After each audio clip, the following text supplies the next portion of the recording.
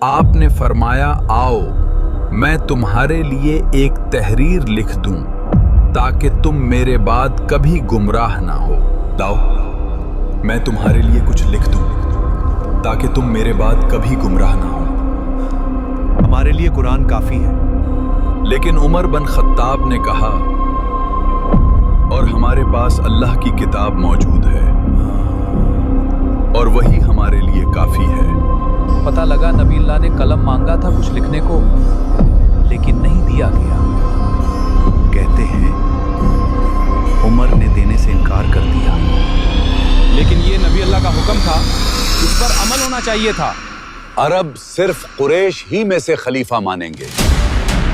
تم لوگ عمر یا ابو عبیدہ میں سے کسی ایک کو خلیفہ بنا دو۔ انہوں نے بی بی فاطمہ سے باغ فدق بھی چھین لیا اور علی سے غدیر کے دن ملی خلافت۔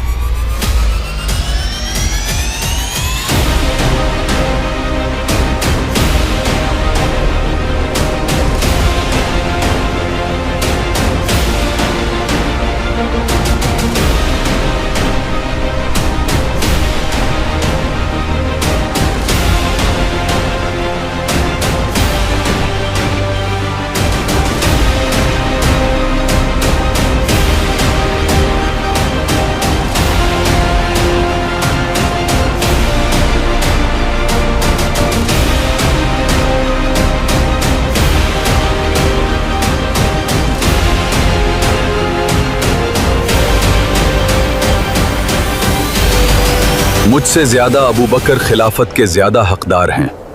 میں آپ کی بیعت کرتا ہوں۔